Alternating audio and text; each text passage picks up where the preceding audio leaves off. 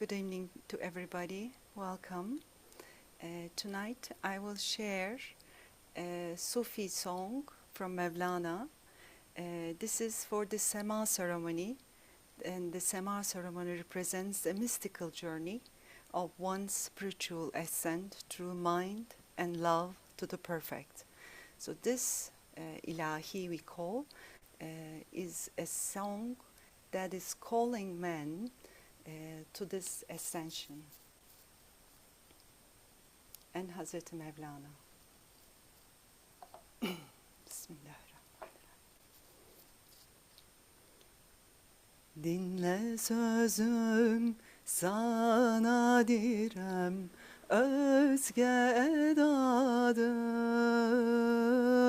Derviş olana lazım olan aşkı hüdadır.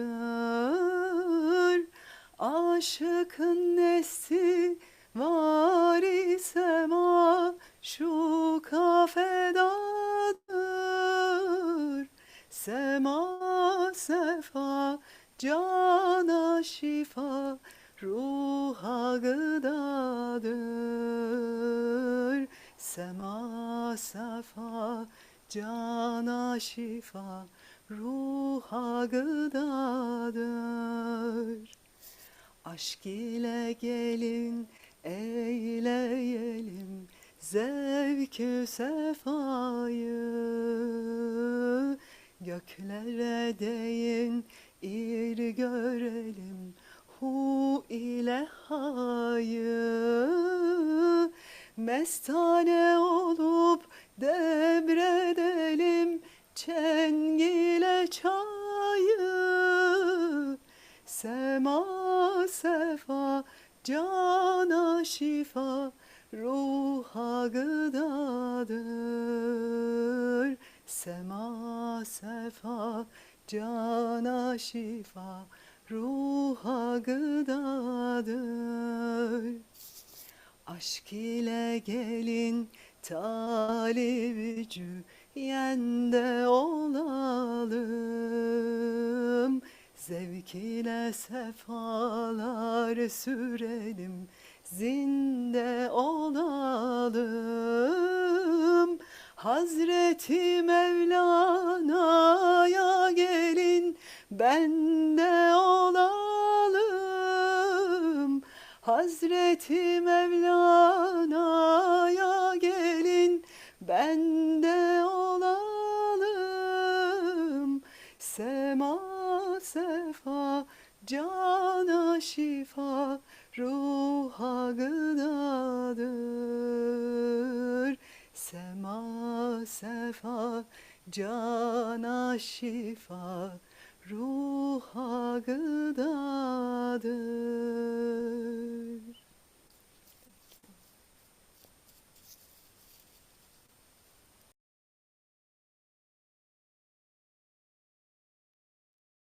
Subhanallah, Nursema, thank you.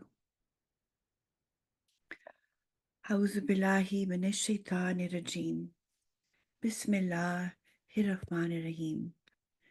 Toward the One, the perfection of love, harmony, and beauty, the only being, united with all the illuminated souls who form the embodiment of the Messenger, the Spirit of Guidance. Assalamu alaikum, dear friends, Babaji, Sheikh and Mashaykh. A big welcome to all of you to our first virtual Khanqah after a very long summer. So whether you're a newcomer or an old-timer, whether you're part of the Anjuman Islam or not, whether you're a murid, an ashik, or a friend, you're all equally welcome to today's virtual Khanqah.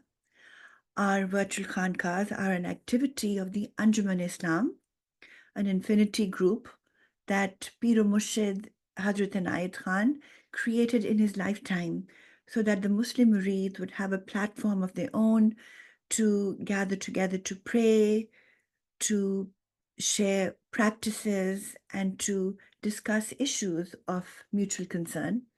It still remains so.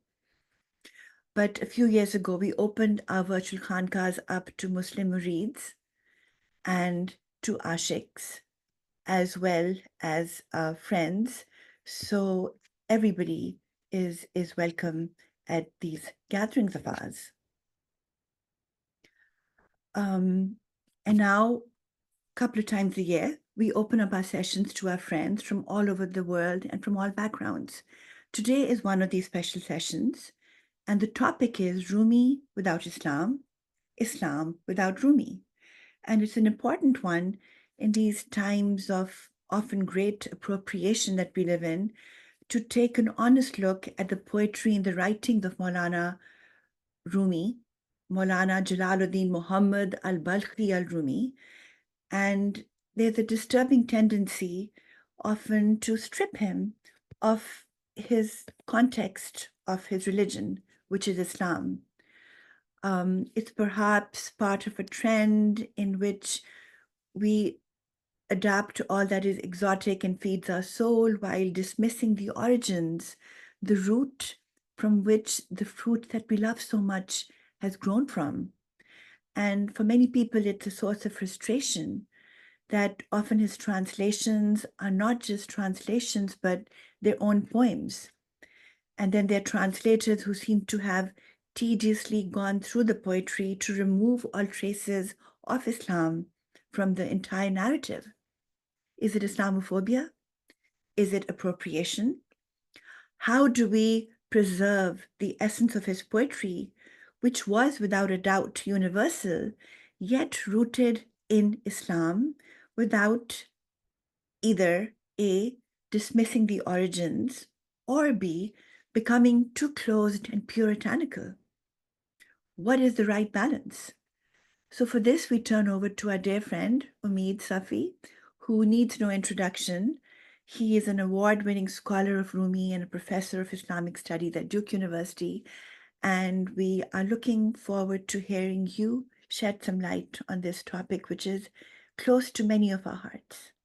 So over to you, Omid. Well, Bismillah ar-Rahman ar-Rahim, and Assalamu alaikum wa rahmatullah.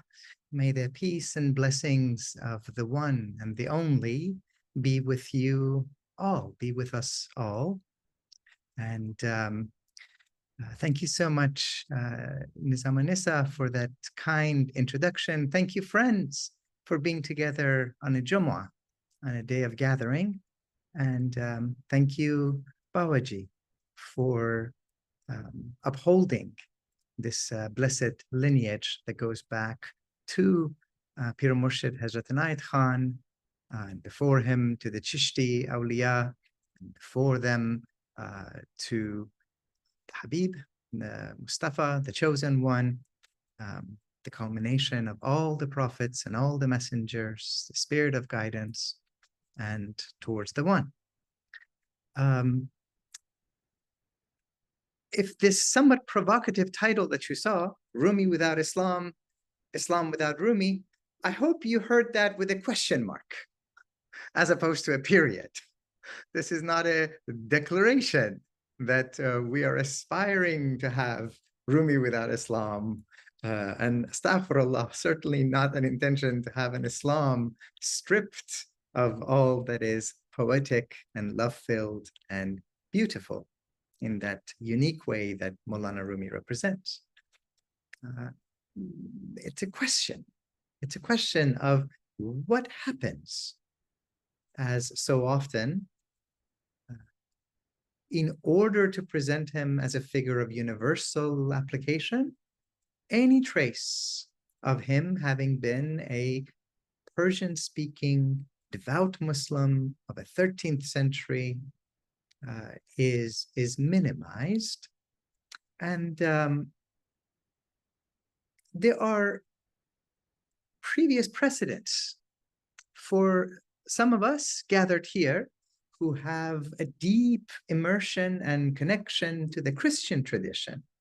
There was a time that in order to present Christ as a figure of universal salvation,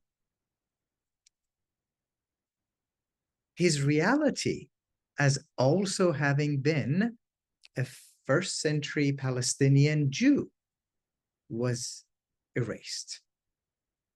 That the Jewishness of Jesus was downplayed in order to emphasize his universal application.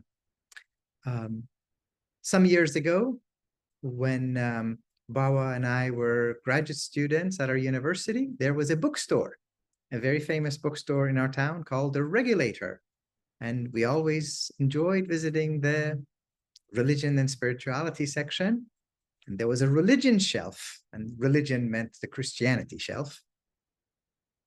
There was a Judaica shelf. There was Buddhism. There was Hinduism. There was Islam. And then there was one shelf above them all, one shelf to rule them all, and that was the Rumi shelf. As if Rumi somehow was his own category that transcends all religion. I so wish that I had taken a picture of that and it would have gone into a book somewhere. Friends, what I'm hoping that we can do in the few minutes that we have today is to gracefully, carefully, thoughtfully attempt to balance two commitments. Our whole lineage is symbolized through having the one heart and the two wings. And so we should be able to soar on two wings that learn to fly together, learn to be balanced together. On one hand, we have the wing that says, yes, Rumi's name was not Rumi. No one called him Rumi for 150 years after he had passed. Rumi means the Roman, or if you would, the Greek, because he came from the Eastern Roman Empire. People called him Muhammad, which was what his mother called him. His students called him Hazrat Maulana, the one in whom we detect the presence of Allah, our teacher, master. Jalal ad-Din, the glory of the faith, all of these names. The analogy that I sometimes find to be helpful in thinking of situating Mevlana Rumi in this broad Islamic tradition is as that of Mount Everest. You can argue that in the great pantheon of Sufi sages, mystics, illuminated beings, poets, lovers, dreamers, there's a handful who stand out. It doesn't have to be a definitive list. Each of us might want to add a few more to it, but surely Mevlana Rumi is up there. Shaykh al-Akbar Ibn Arabi is up there. Muinuddin Chishti is there. Hafiz, perhaps, is there, and so on. Well, we do not get Mount Everest popping out of nowhere by itself. Everest is part of the Himalayas, part of this vast tradition of mountains that are supporting Everest. They're standing next to it, shoulder to shoulder, propping it ever higher and higher heavenward. And it's the same way in any living tradition. We don't get Mevlana Rumi without the extraordinary lineage of Muslim seekers of God and the Prophet in the path of love. He himself situates himself as a follower of Attar and Sana'i. He comes out of this mazhab-e-ishq, this path of radical love that includes people like Ahmad Ghazali and Ain al-Ghazat. And significantly for our purposes, he calls himself a devotee of the Quran, Bande Quran, and in his own lifetime, he is called Farzande Jan Mustafa, the offspring of the very soul of the chosen one, the Prophet, the offspring of the soul of the Prophet. So that's with one wing on one hand. There's a lineage here, and it's this Muslim, largely Persian-speaking, devoted to the path of divine love lineage that has propped up figures like Mevlana Rumi.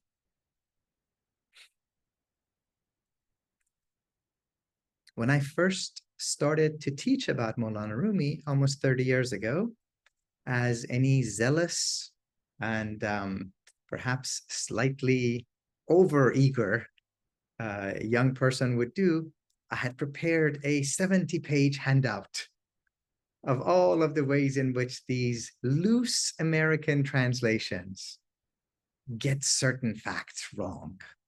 It had all of the popular quotes that were in vogue at that time by people like Coleman Barks and others, and I was ready to march into class and show people how they were distorting the reality of Mevlana Rumi.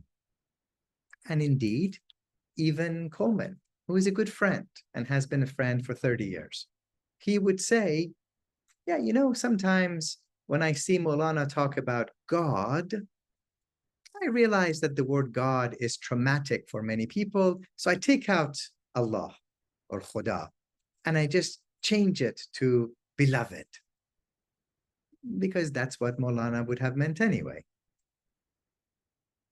Well, all right.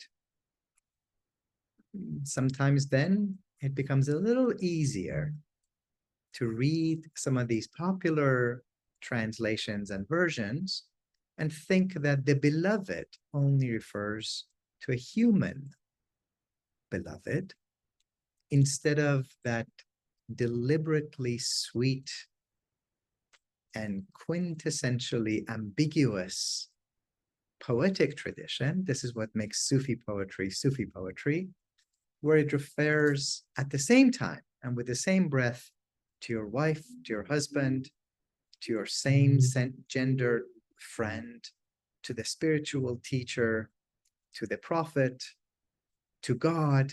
And then here's the beautiful part. It probably refers to all of them in the same breath at the same time. That's what makes Sufi poetry of the path of love so maddeningly delicious. So I marched into class ready to go through these 70 pages, and there was a young lady, I still remember her face, very sweet student. And I read the first poem, and it was one of the ones, I think it was the lovers do not finally meet somewhere, they are in each other all along.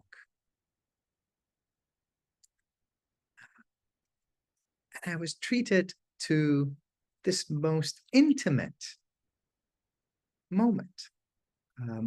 I actually got to see, because she was sitting on the first row, her eye fill up with a tear until her lower eyelid could no longer hold all of her beautiful tears, and it slid to the side and down her cheek. She was so moved by this poem that the cry of her heart came out as that tear. And so here I am holding my 70 pages of precious documents on how these English versions get it all wrong. And I'm confronted with this 18-year-old who doesn't read Arabic and doesn't read Persian and doesn't know much about Islam, but who is undoubtedly having an experience. That's the second wing. How do we also honor the veracity, the truthfulness of that experience in its own terms? So what I want to do is I would love to share with you a couple of thoughts about the two most important people who have shaped our understanding of Mevlana Rumi. And on the face of it, they couldn't be further apart. Here I'm speaking, of course, of the English-speaking world, not the Persian world, and not the Turkish world, and not the South Asian world, each one of whom have had a 750-year love affair with Mevlana Rumi. So the first one is a British Orientalist, R.A. Nicholson, Reynold Nicholson. Let's take a look at Mr. Nicholson for just a second. There he is, very distinguished man.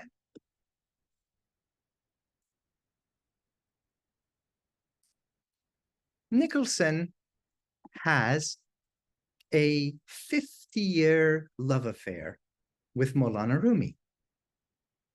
Nowadays, when I'm sitting in my home office and I'm working on Mevlana Rumi, I can just pull down my copy of the Masnavi, printed in a beautiful fashion in Iran, in a critical edition with all of the variant readings, and I can read it in light of other printed commentaries. When Nicholson starts to work on Mevlana Rumi, there are no printed critical editions. The only things that exist are manuscripts. So Nicholson goes to a great length at collecting the manuscripts of the Masnavi at his own cost. And for over 50 years, he painstakingly puts together, it's a labor of love, the Masnavi. He does what is still the only complete English translation of the Masnavi. The wonderful Afghan-British friend Javed Murjaddidi he will soon complete volume 6, inshallah, and that will be the first complete translation in 100 years. These are works of decades and decades.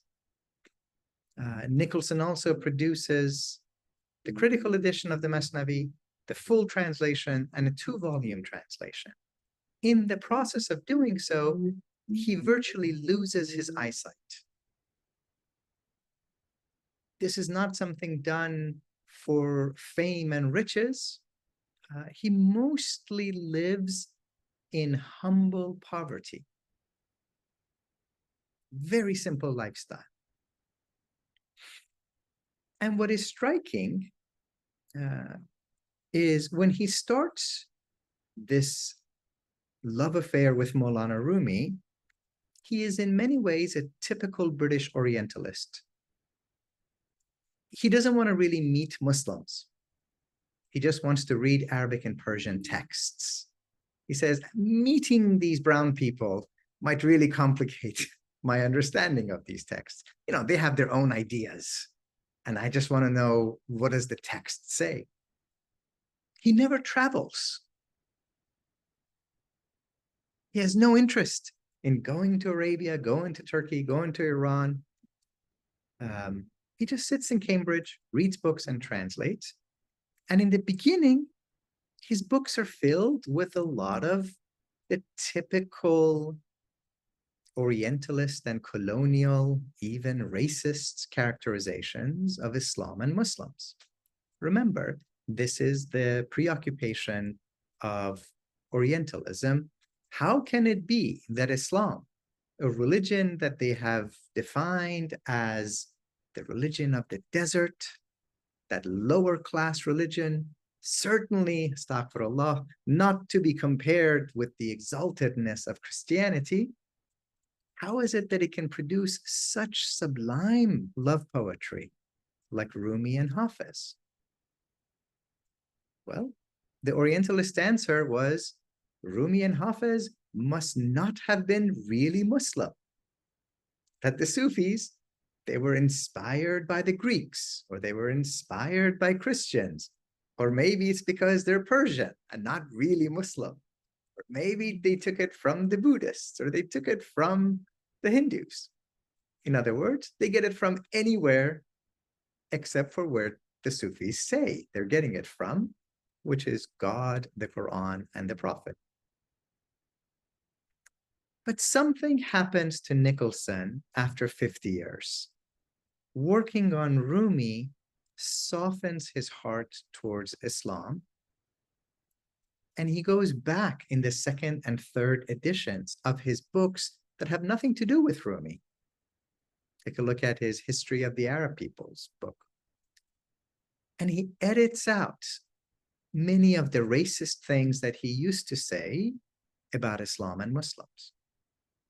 Because of Rumi, he changes his heart. In 1898, he publishes this book,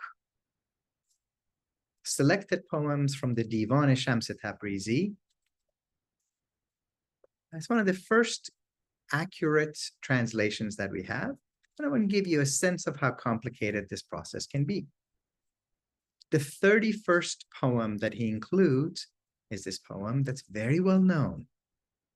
چه تدبیر ای مسلمانان که من خود را نمیدانم نه ترسا نه یهودم من نه گبرم نه مسلمانم نه شرقیم نه غربیم نه بریم نه بحریم نه از کان طبیعیم نه از افلاک گردانم. What is to be done, O Muslims, for I do not recognize myself. I am neither Christian, nor Jew, nor Zoroastrian, nor Muslim. I am not of the East, not of the West, not of the land, and not of the sea. I am not of nature, nor of the circling heavens, and so on, and so on. Nicholson loves this poem. It really depicts Rumi in the way that he wants to see him in that early age, as someone who cannot be classified as being of the East or the West, or even of any particular religious tradition. And this poem becomes quite popular to this day. Many people quote it. Even Iranian musicians sing this poem, made popular by Nicholson. There's one tiny little problem. In the back of the book, in the endnotes, in that section that nobody reads, except for nerds, Nicholson says, this is one of the most splendid and sublime productions of his genius. Unfortunately, the original text does not appear in any of the editions or manuscripts used by me. It does not appear in any of the manuscripts or the editions used by me. In other words, I just really like this poem. So I'm going to include it, even though it's not an authentic poem. Well, that notion of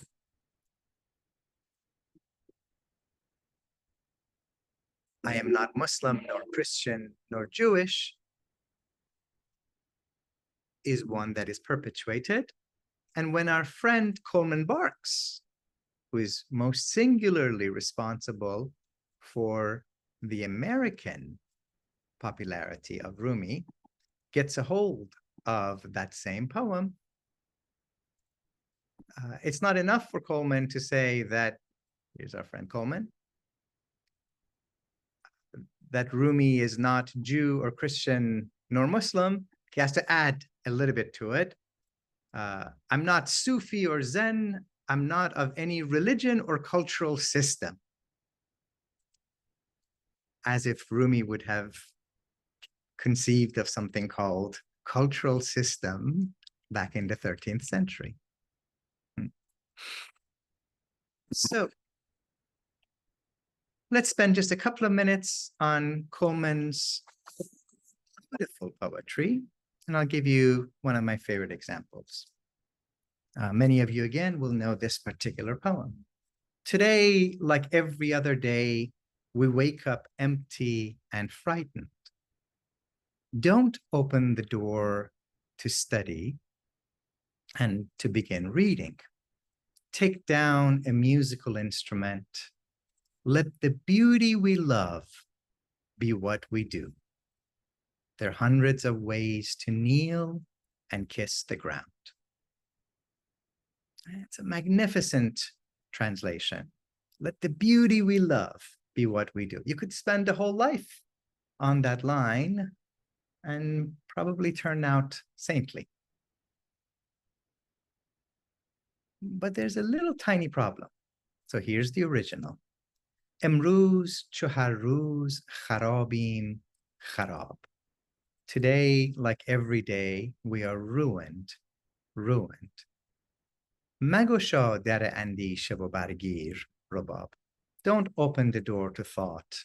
Instead, pick up an instrument. Sad gune namaz asto, ruku asto sujud.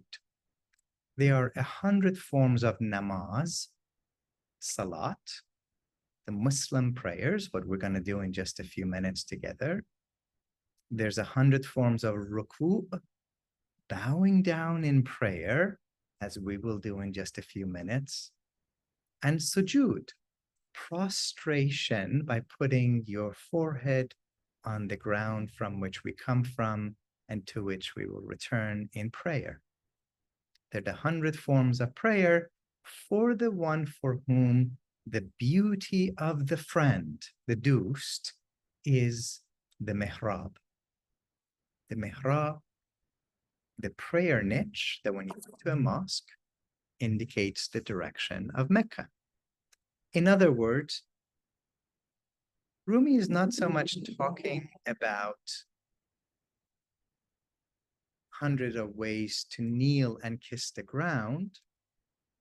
His reference unmistakably is to the quintessential ritual of Islam, the daily prayers. And that's the particularity that we want to see how we can preserve. That's the one heart that we want to keep together. So in the interest of time, I will wrap up and I will just mention this. This question of how do we harmonize the undeniable truth that Rumi's poetry and indeed the Sufi tradition has something to offer the whole of humanity. Our lineage is a universal Sufi order with Muslim roots. Well, Rumi gives that answer in his beautiful fireside chats, Fihi ma fihi, signs of the unseen. Someone comes to him and asks this question. Everywhere I look in the world, communities are fighting. When are we ever going to learn to be one?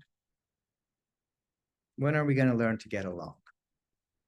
And of course, if you're watching Palestine, Israel, Lebanon, God forbid, Iran soon, Yemen, Ukraine, Sudan, Kashmir, Myanmar, Uyghurs, it's an endless list. When are we going to get to learn to get along? And in the way that they talked about it back then, when is religion going to learn to be one? When is religion going to be one? And Rumi answers it in that typical fashion. He says, when have we ever been one? Hasn't there always been tension and fighting in this world? Which is not quite the answer that people were hoping that he would say. And then he adds, but there will come a time when we will be one, and that's when we're resurrected in front of the all-beloved. He says, when we're standing before God, lost in absolute adoration of the one, no one will care and no one will ask, what path did you take to come here? And he leaves the questioner with this advice. So we must learn here and now to be resurrected. Here and now, we must learn to be lost in adoration of the one, so that our focus is on standing towards God as our witness, as the shahid, as the beautiful beloved, and less attached to how we got here. So given the brevity of the time that we have, I think this is all I'm trying to suggest with these two wings. The real crisis for us is not merely that the modern consumers of Rumi have taken the Islam out of Rumi by rendering him into a generic and marketized spirituality provider. There might be an even greater crisis, and I say this especially for those of us whose life is graced by the path of the chosen one, the prophet. There might be an even greater crisis that we have not tended to adequately. In many of our Muslim communities, it is Rumi and the entire path, the entire Himalayas that have produced the Rumi, which is taken out of Islam. In too many corners, we hear an Islam that's preached without poetry, without humor, without spirituality, without tenderness, and without standing before God as the shahid, as the beautiful beloved. Friends, I hope that for every occasion that we critique the Western appropriation and commodification of Rumi, and we should, that we also work to reinvigorate our own practice, our own understanding of Islam along the lines that produced these Everests and the whole Himalayan range of giants that have lit our path. May God make of us part of this mountain range, and may we be worthy of drinking from and contributing to this ever-flowing stream that precedes us and inshallah will come after us.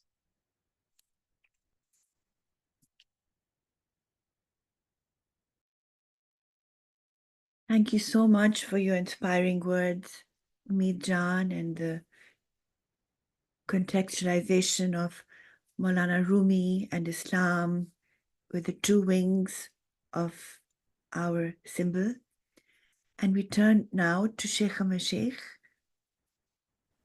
and he would love to hear your comments. Thank you so much, Omid Safi, for this wonderful expose you have given. We are very grateful that you have discussed this question, which has become more and more curious and more disconcerting in the study in Persian poetry, and particularly Mevlana Rumi's.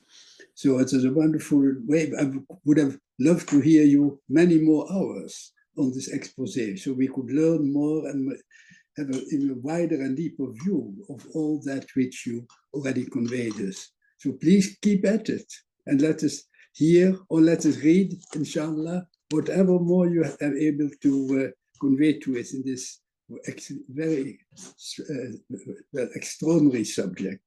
Maybe it's worth telling you that quite recently a Persian scholar, a Polish scholar, who is also a Sufi Murid and has Inayat Khan's Indian Sufism, has posed the same question which regards to Murshid Inayat Khan. He's working on this just now. I sent him a link. I hope he is hearing this broadcast, and if not, we'll certainly inform him and see what the same challenge is for Murshid Inayat Khan, something we have been very much aware of in the history of his Sufism as it spread out in so many directions and versions in the Western world. So for us too, a wonderful inspiration of what you gave us, even in these present days of our own Sufi community. So again, Jazakallah, all the very best, and you hope to hear soon again.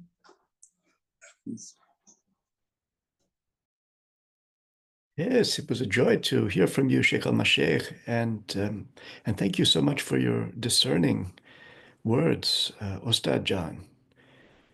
That was very informative and interesting and relevant to all of us. I appreciate it so much. And as always, Sheikh Nizam Nisa, thank you so much for gathering us today, for hosting this virtual Khanqah. And Nur Sama, thank you for your hymn at the beginning of our gathering, the musical introduction that tuned us. And it's a pleasure to see all of the friends gathered here today. Ostad Jan quoted a line of the poetry of Rumi, which says that there are 100 ways to practice sujud, to bow in prayer. And this is a subject that has been on my mind, and I wanted to share some reflections. Because oftentimes the question arises, how can we make the most out of our daily prayers? Those who practice the Islamic namaz find that sometimes it just becomes a habitual ritual devoid of presence, devoid of a sense of livingness, just an obligation that's performed for the sake of it, but not a vivid spiritual experience. And so the question becomes, how do I invigorate and enliven my prayer? And it's encouraging to hear from Hazrat Maulana that there are 100 ways, or more than 100 ways. And that reminds us that each of us could find a way that helps us to make it a real experience.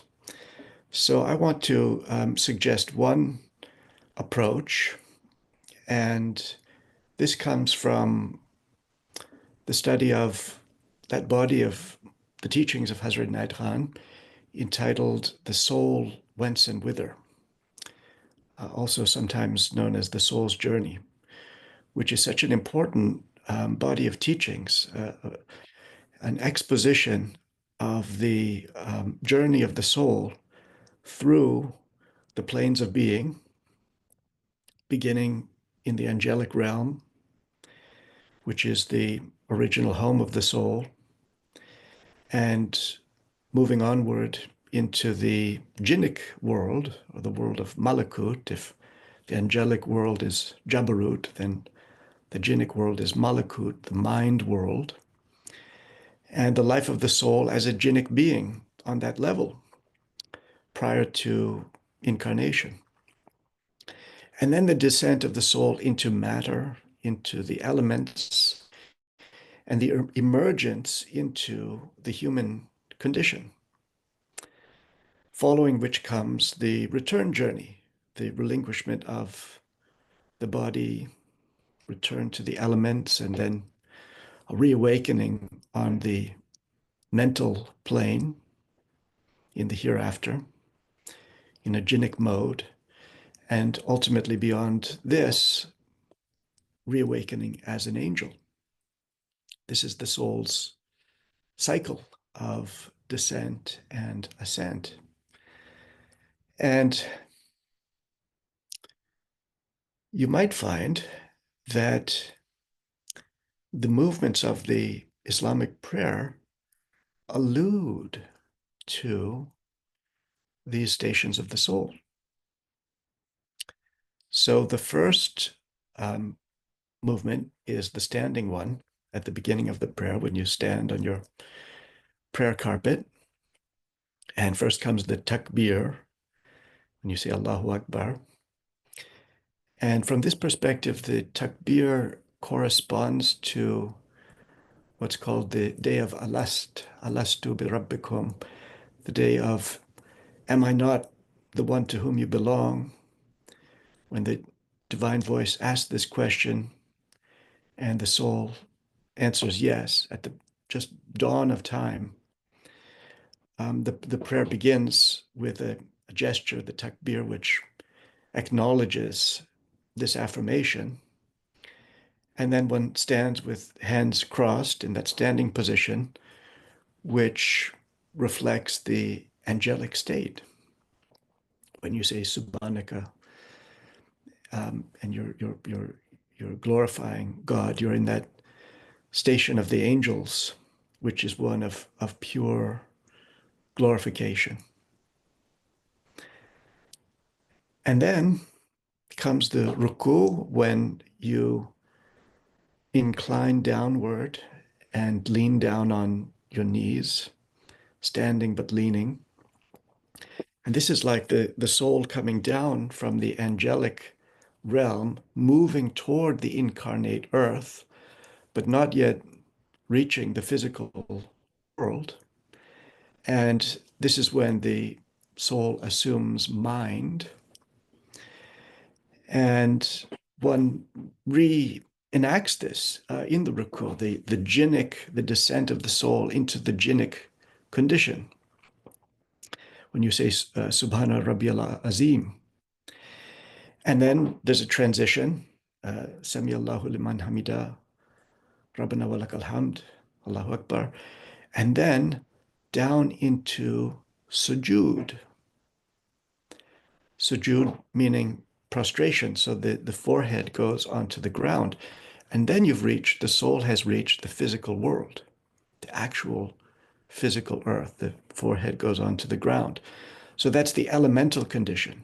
The soul has descended from the angelic to the jinnic, and from the jinnic into earth, water, fire, air, the physical earth.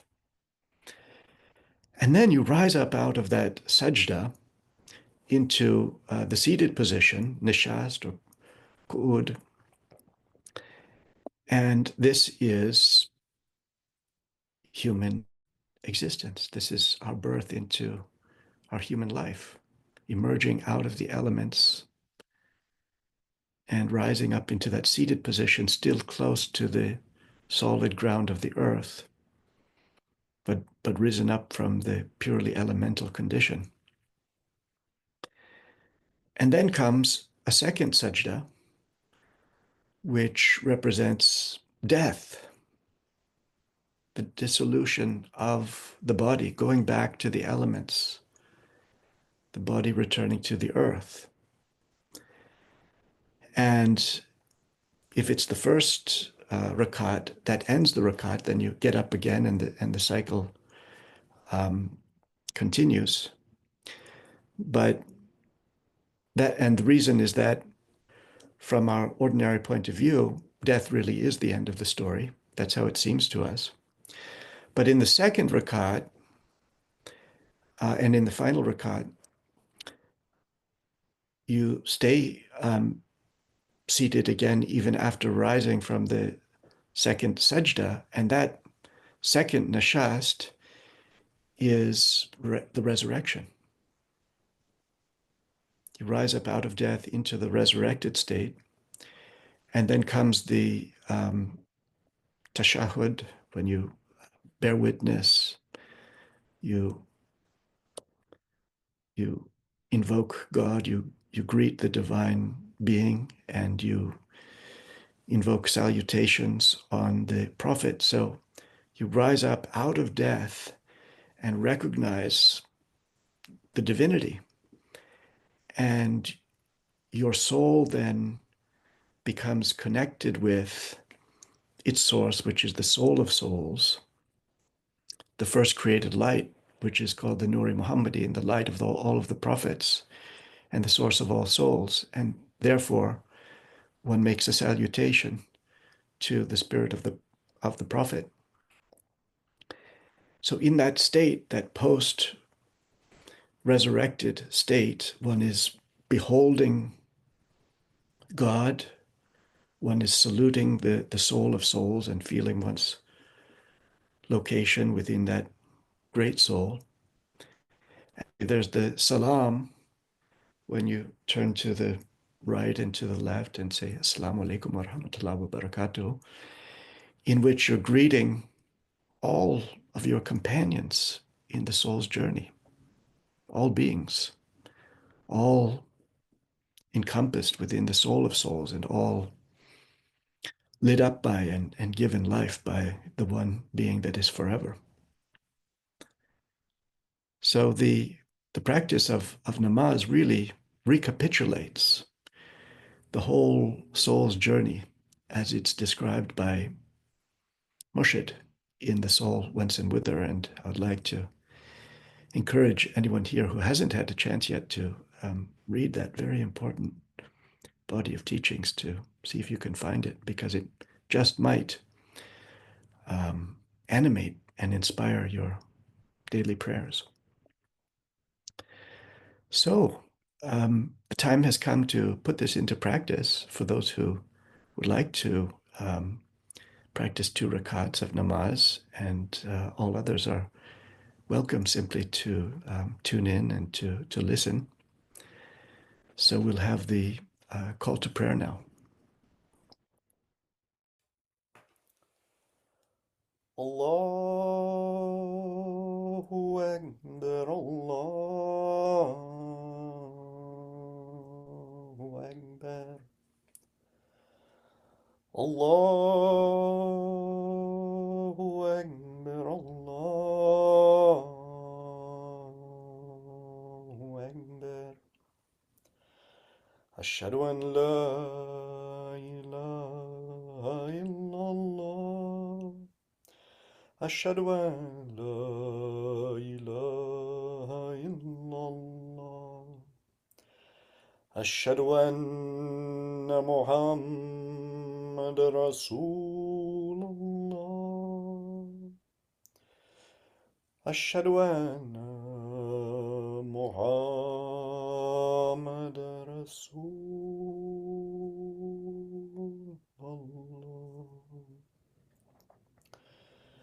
Hayya ala salam. Hayya ala salam. Hayya ala al-falah. Hayya ala al-falah.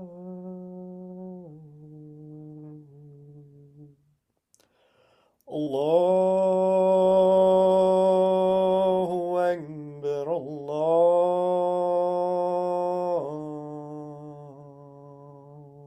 Akbar. La ilaha illallah.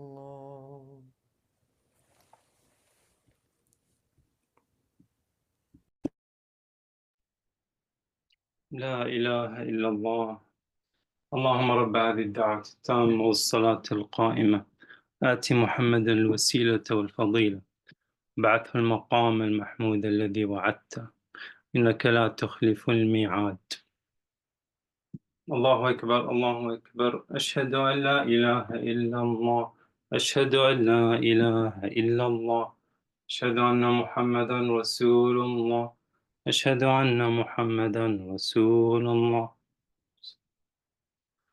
حي على الصلاة، حي على الصلاة، حي على الفلاح، حي على الفلاح. قد قامت الصلاة، قد قامت الصلاة. الله أكبر، الله أكبر. لا إله إلا الله. لا إله إلا الله. الله أكبر.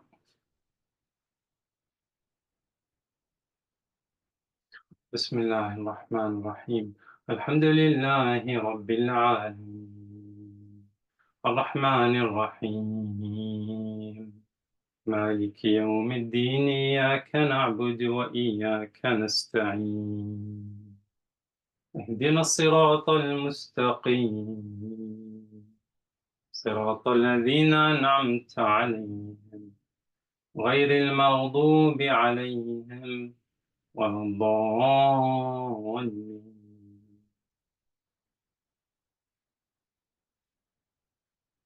بسم الله الرحمن الرحيم. إنا أعطيناك الكوثر فصل لربك وانحر إن شانئك هو الأبتر. الله أكبر.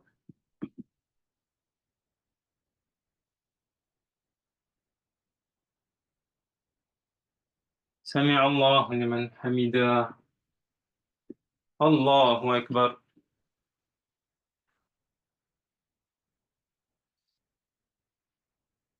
الله أكبر. الله أكبر.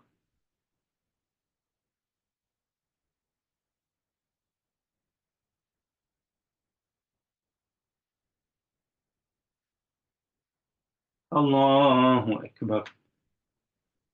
بسم الله الرحمن الرحيم. الحمد لله رب العالمين الرحمن الرحيم مالك يوم الدين إياك نعبد وإياك نستعين اهدنا الصراط المستقيم صراط الذين أنعمت عليهم غير المغضوب عليهم ولا الضالين.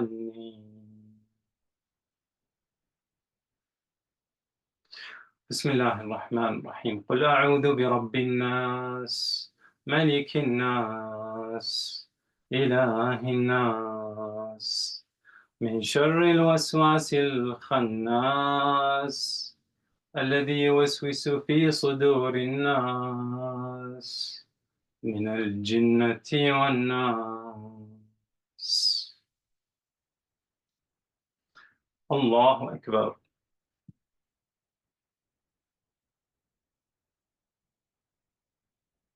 سمع الله لمن حمده. الله أكبر.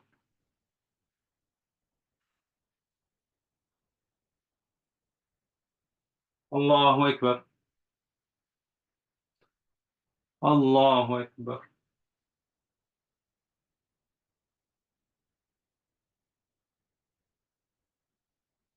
الله أكبر. السلام عليكم ورحمة الله. السلام عليكم ورحمة الله. أستغفر الله أستغفر الله أستغفر الله. اللهم أنت السلام ومنك السلام تباركت يا ذا الجلال والإكرام. اللهم أعنا على ذكرك وشكرك وحسن عبادتك. أعوذ بالله من الشيطان الرجيم. بسم الله الرحمن الرحيم. إن الله وملائكته يصلون على النبي يا أيها الذين آمنوا صلوا عليه وسلموا تسليما. اللهم صل على سيدنا محمد وعلى آل سيدنا محمد وبارك وسلم. سبحان ربك رب العزة عما يصفون وسلام على المرسلين والحمد لله رب العالمين. الحمد لله.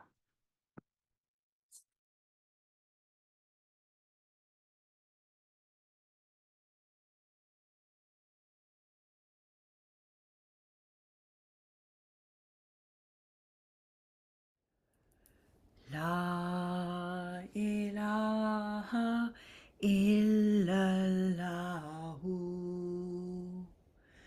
La ilaha illallahu.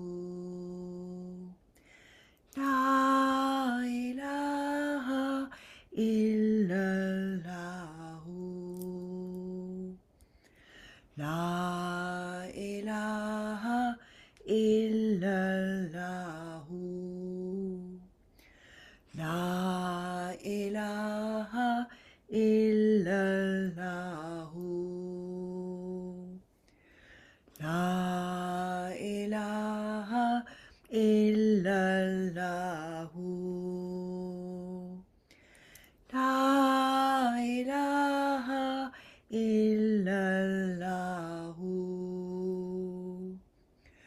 La ilaha illallahu. La ilaha illallahu.